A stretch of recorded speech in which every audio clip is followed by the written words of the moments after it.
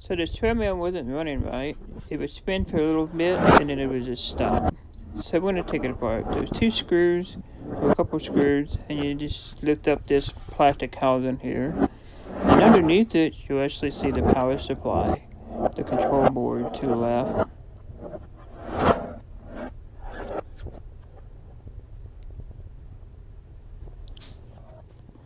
Now, what you're going to do is you're going to take all the screws off. Now, I should remind you that you need to do this while power is removed. You don't want to do this while it's on. You're going to take all the screws off, and then you're going to take and disconnect all the wires. Make sure you take a picture of this beforehand, that way you know which wire goes where.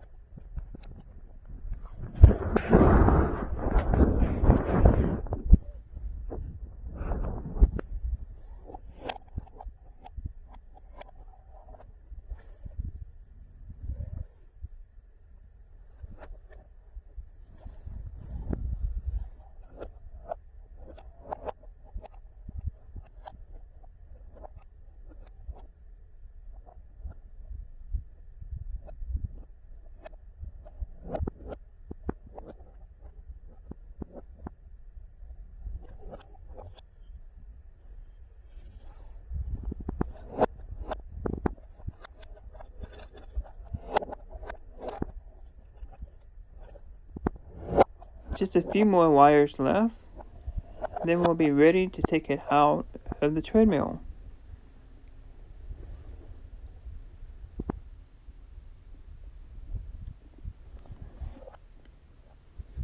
It is not that heavy to do, and might be a little bit awkward just with one hand, but that's what it looks like. Now let's take it to the bench and diagnose the problem.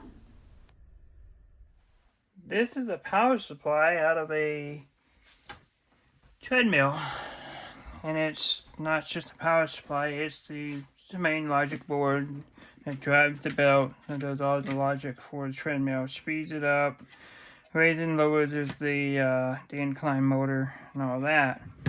Icon Health and Fitness Inc., manufactured in Thailand. Motor speed control model. It's got that blotched out, so it's MC2100-12A, so that's 12 amps. So, when they start the belt, it starts to go a little bit, and then it just shuts down. So I'm going to kind of go through some of the circuitry and ohm things out and see what I can figure out, what I can't figure out. First off, I had to take and remove the screw, this one here, and then get rid of the glue that they attach between the board and the giant heatsink. Not a well tapped screw hole, I'll tell you that. There. Probably missing some, yeah, it's bent, that's why. Okay, so then I had some glue here. I don't know why they love using glue, like silicone type glue, the whole board's thin. I guess I gotta take and remove each of the screws from this heatsink here for the MOSFETs. And there's another little transistor in the bridge, and then I'll be able to do that. So there's 4 more screws here.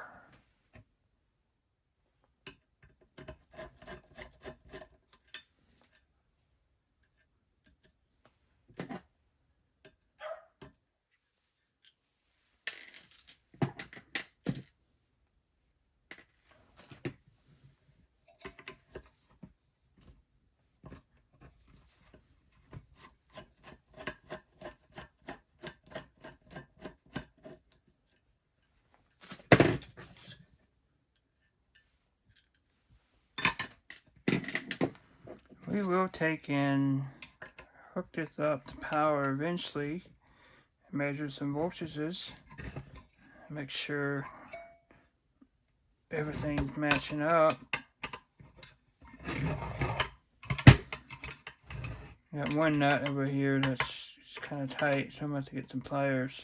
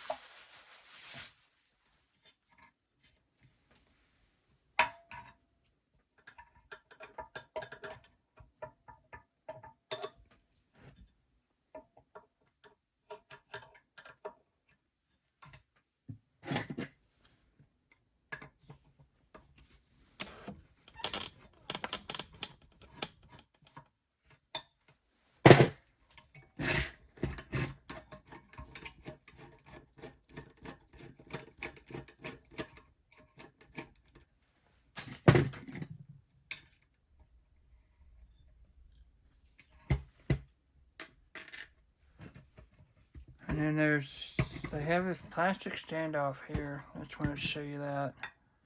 Not attached to anything, but it's there. Okay, so let's remove the silicone caulk stuff. I don't know what you would call it, but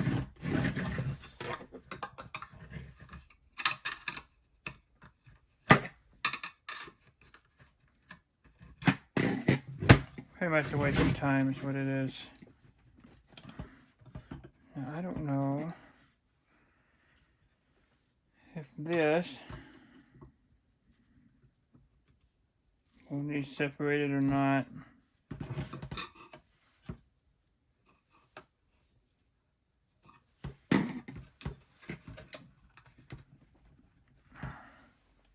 After much persuasion, I got it pop loose.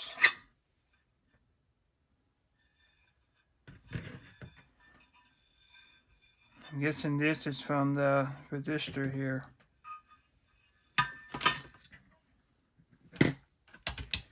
Now with power circuits like this that drive motors, you want to take and make sure this resistor is in fact still good.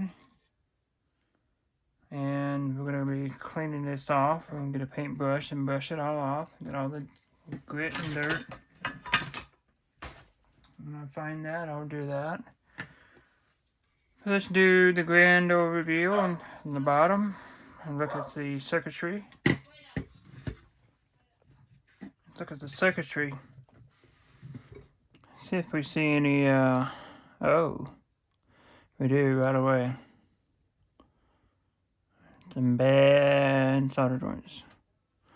And everything right there on the MOSFET. Actually, that looks like it got hot. Yeah, it was all wrinkly.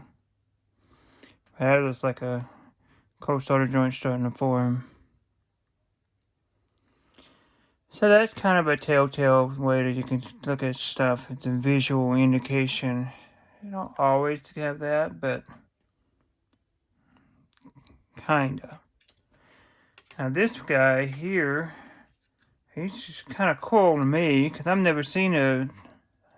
It's 2-leg. It's got to be a diode, and it is. D13.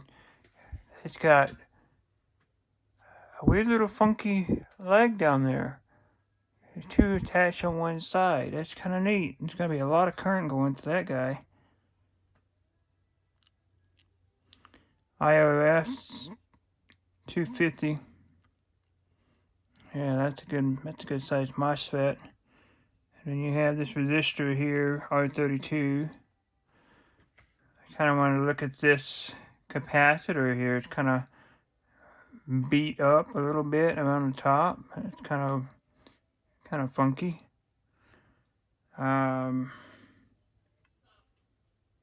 1000 microfarad 200 volt. Let's shake it and see if it has any loose packaging. And you'll be able to tell, you'll hear it.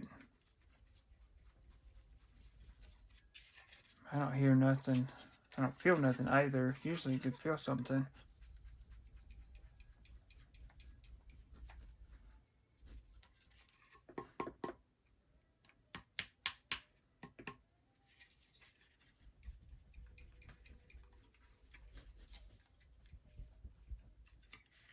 That looks good.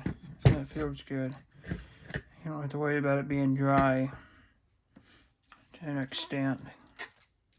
If it was a really, really, really bad capacitor, it would be, you can hear it rattle. Right now I'm watching it charge up. So I know it's okay. So we're going to look at this diode. Let's see if you can see the diode.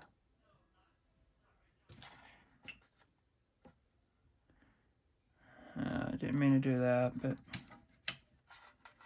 thought maybe just hit a backlight.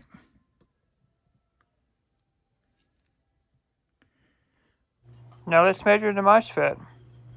And then we're going to go to one leg of the MOSFET. And it has 0 ohms. That's a complete dead short. She is short. Do the other side. Yep. Bingo! That MOSFET is bad. So, I think that's going to be the only problem with this. Get the part ordered. We'll install it. I'll show you how to change it out. Get a video. And we'll get a video of it working. Alright. Stay tuned. Okay, so we got the replacement part in. Now I'm going to take and remove the other MOSFET. And what you're going to do, you have a soldering iron and some solder. You're just going to heat this up. Of course, you know this is not powered up. You do never want to do this while it's powered on. Which, don't think I should have to say that, but in this day of age, I have to be very precautious of any and all repairs done online.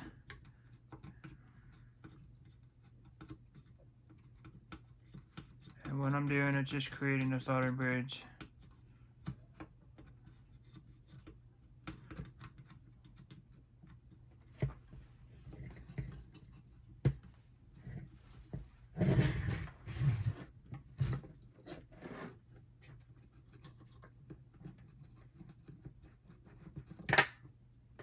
And it'll drop out. Now if you have a toothpick, you'll be able to clean the holes. And you want to take and let this cool down just a hair. And it's still going to be hot. I'm going to take and get the insulation off of it. I'm going to put the insulation on the other.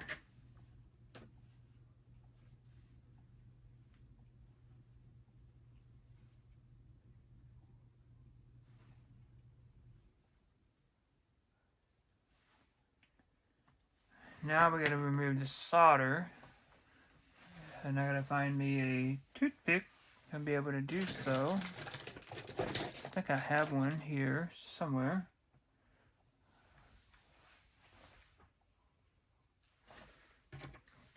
Okay, so we have our toothpick. What you're gonna do now is heat up from the top side and shove through. I'll shut over here, the one closest to the diode.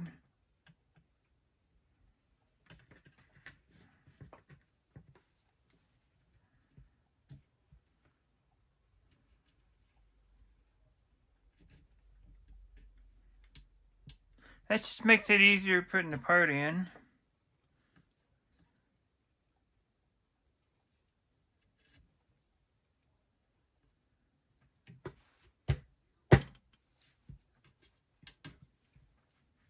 I'm going to heat this one up again because I don't think it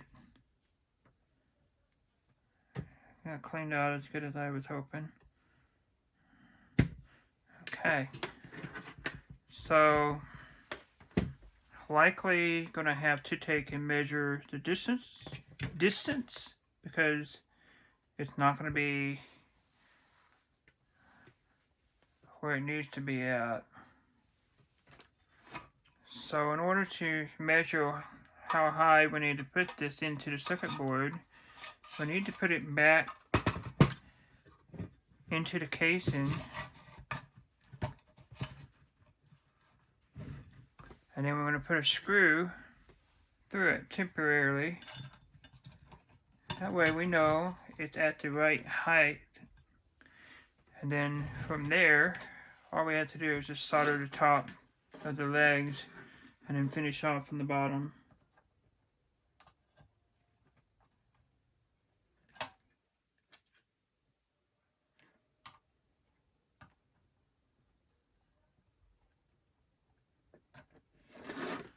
It should be good enough.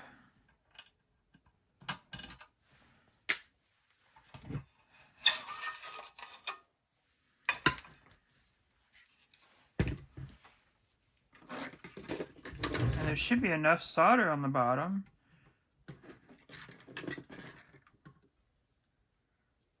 And all you have to do is just heat up the legs.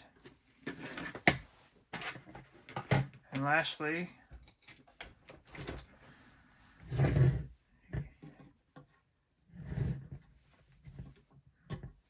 cut the leads off.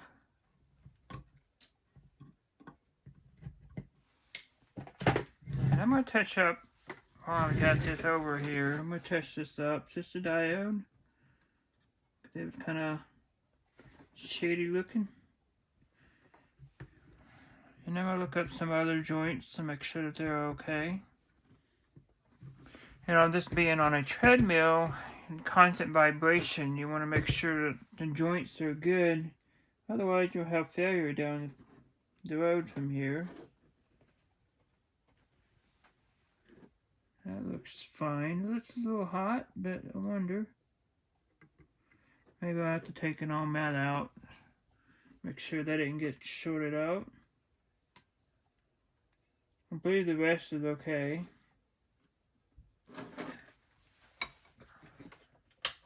Now we'll take the ohmmeter and measure across the MOSFET.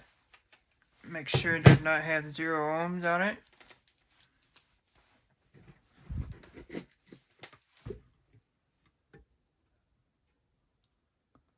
And that's overload.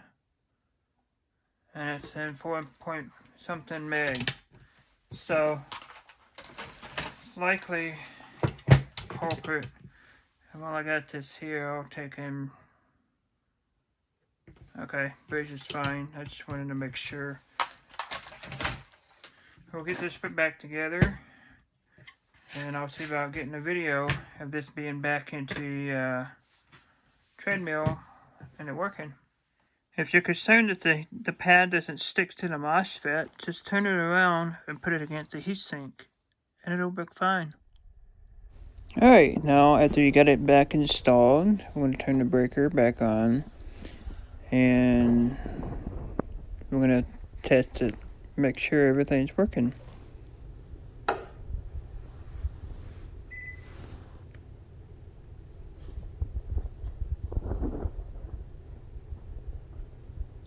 First thing I want to do is to test the incline, make sure the incline's still working.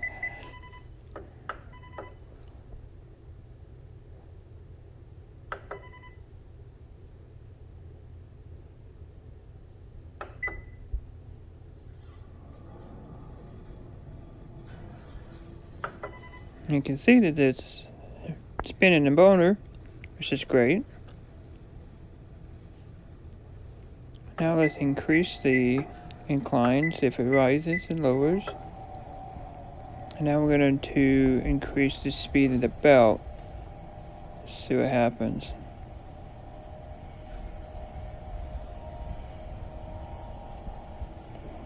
You can see the belt is running currently.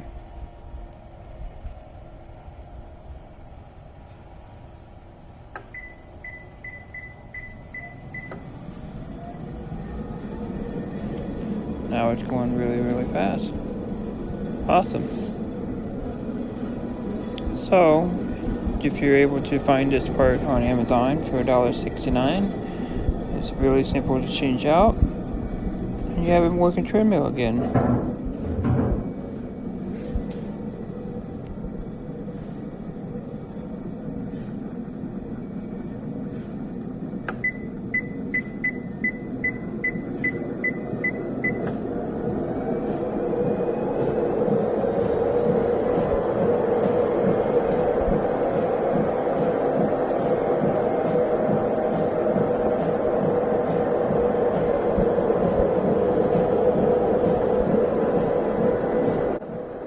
Well, good luck.